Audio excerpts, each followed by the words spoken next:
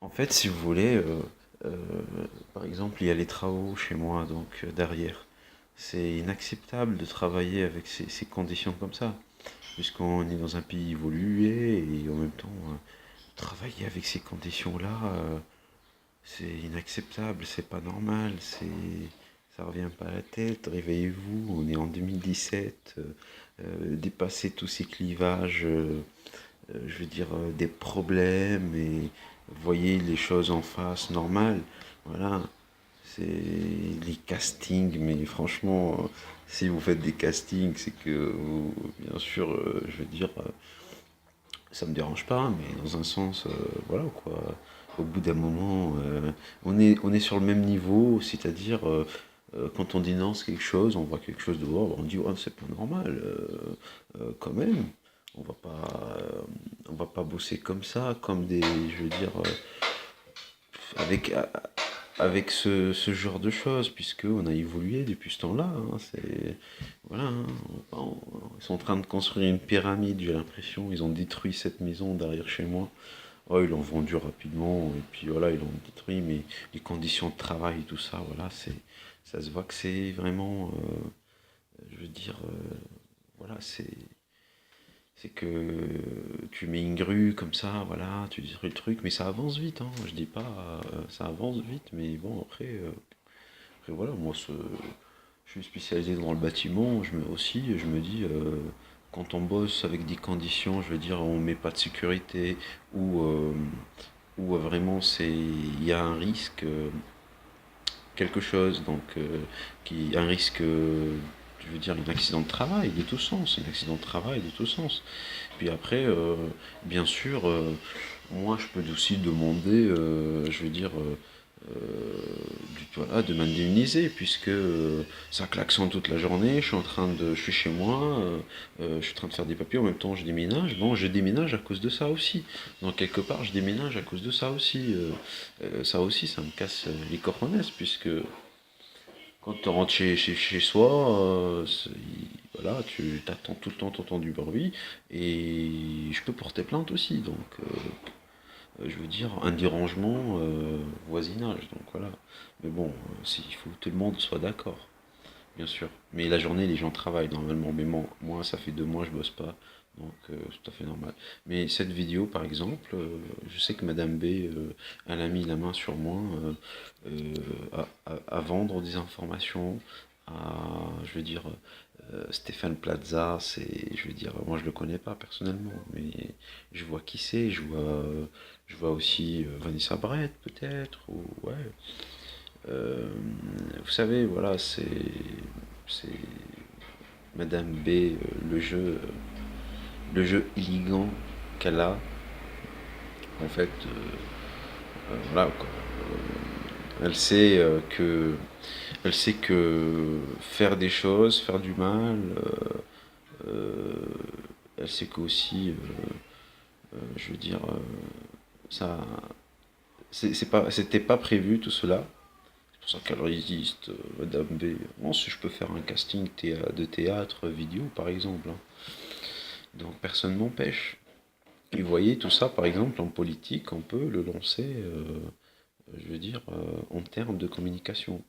Et tout ça, c'est important. Donc, en termes de communication, personne ne me prive la parole pour parler, pour m'exprimer. Mais quand on voit qu'il y a des blocages des vidéos et tout ça, bah, tu mec, tu dis casse ta puce et puis parle plus. Mais tu m'impressionnes pas, hein, personne m'impressionne. Dans quel sens tu m'impressionnes? J'ai rien fait de mal. Hein, ça te plaît mes lunettes? Ça te plaît, hein? J'ai une bague là. Ouais, c'est une bague. J'aime bien cette bague. Voilà. J'ai mis cette bague, voilà. J'ai mis 2 chaînes et tout. Voilà. Tout le monde est en train de vendre des informations sur la personne, on surveille tout ça. Attention, hein, je veux dire, on est dans le même niveau de pensée, je pense. Hein, mais vous, des fois, vous pensez comme ça, moi je pense droit. Mais tous les chemins ramènent à Rome. Ramènent à Rome. Tous les routes ramènent à Rome. Et tous les routes ramènent à Rome. Et à Rome, on peut aller à Carthage. Et à Carthage, on peut voir la mer. Et Carthage, c'est Carthage. Il faut comprendre, Madame B, que Carthage, c'est Carthage. Et la Méditerranée, elle est pour tout le monde, pas pour partager. euh, des insultes, non, c'est pour la paix. Donc voilà. Et autant que je veux dire, j'ai toujours fait un appel pour la paix, donc il faut toujours protéger le prix Nobel de la Tunisie. Madame B, vous savez, le prix Nobel de la Tunisie, c'est quand même c'est très important, puisque c'est un pays qui a réussi avec une direction démocratique, la direction démocratique d'affronter les choses, c'est-à-dire une direction démocratique d'avancer et d'essayer de rassembler tout le monde en paix et tout ça. Et les clivages qui sont installés entre la France et bien sûr en France, hein, je suis aussi français, je suis aussi tunisien et je suis aussi citoyen du monde, hein. Donc tout ça, voilà, il y a le petit klaxon qui fait, voilà, tu me regardes et en plus de ça, en plus de ça, il y a aussi le casting médiatique qu'on peut faire passer la personne à travers ses expressions, c'est-à-dire l'expression, comment il s'exprime cette personne pour arriver à communiquer et quand on fait un casting, comment il va s'exprimer autrement. Donc c'est la logique psychologique anticipée et la logique psychologique appréciée et tous les croisades et les clivages des gens, bah forcément on l'apprend tous dans la vie, mais il fallait parler avec les personnes. Donc moi, je suis obligé de tout abandonner, mais pas abandonner ma liberté, bien sûr, et défendre mes valeurs.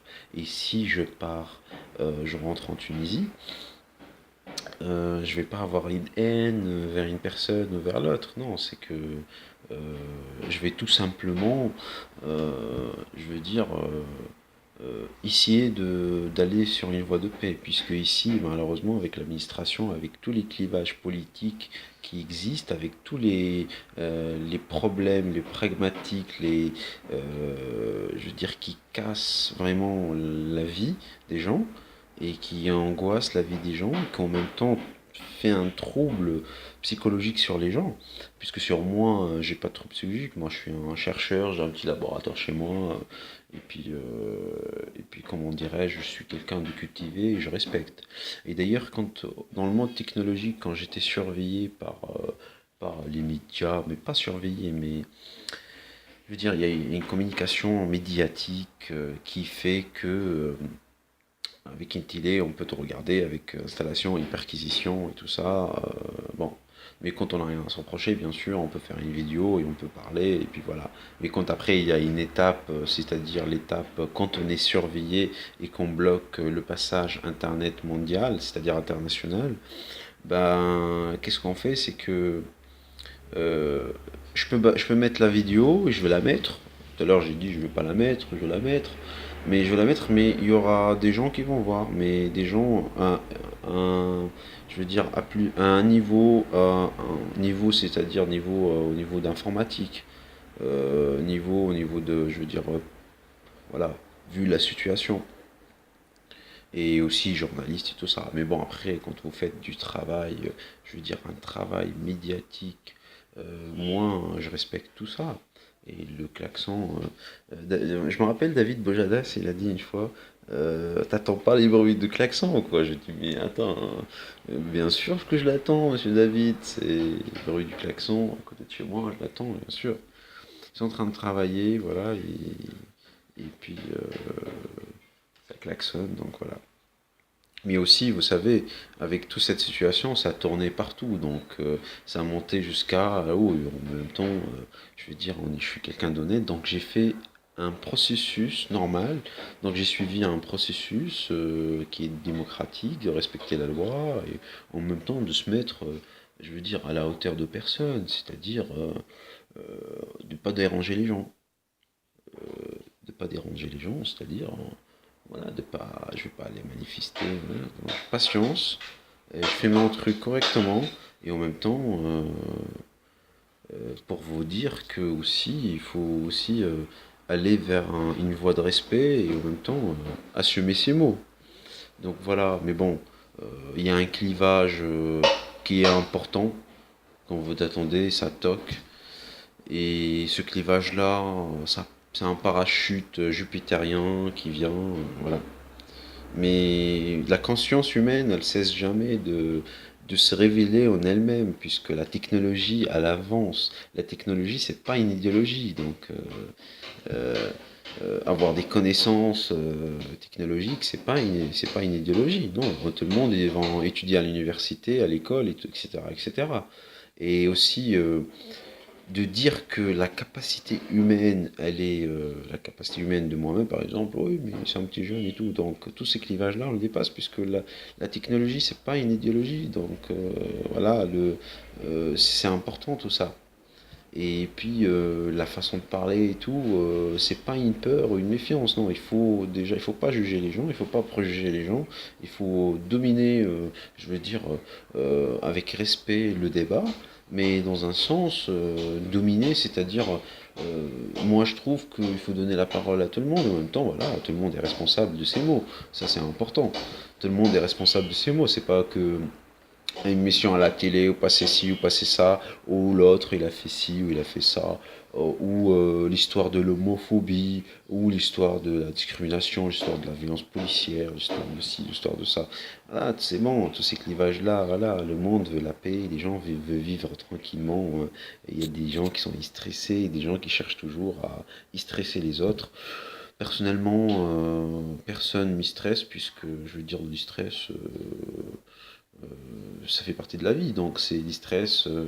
À mon point de vue, c'est une vue du temps, c'est une vue de la réalité, et en même temps, c'est une vie de la vie, et de voir la vie, l'amour, la paix, et puis d'avancer, et puis de sortir de ce clivage, je veux dire, euh, technique, robotique de la personne humaine. C'est pas bien. Si ça continue comme ça, euh, si ça continue comme ça, malheureusement ça va partir, je veux dire, en cacahuète tout ça, parce que tout le monde va rien comprendre et ça va, je veux dire, ça va, je vais pas dire un gros mot, enflammer les choses, non, je veux dire, voilà, il y aura toujours un recul mental de pensée, de méfiance, et ça dure, ça peut durer 10 ans, ça peut durer 5 ans, ça peut durer 1 an, ça peut durer 20 ans, ça peut durer 30 ans, mais les générations et la culture changent et avancent, le musical, je veux dire, plusieurs domaines, les domaines,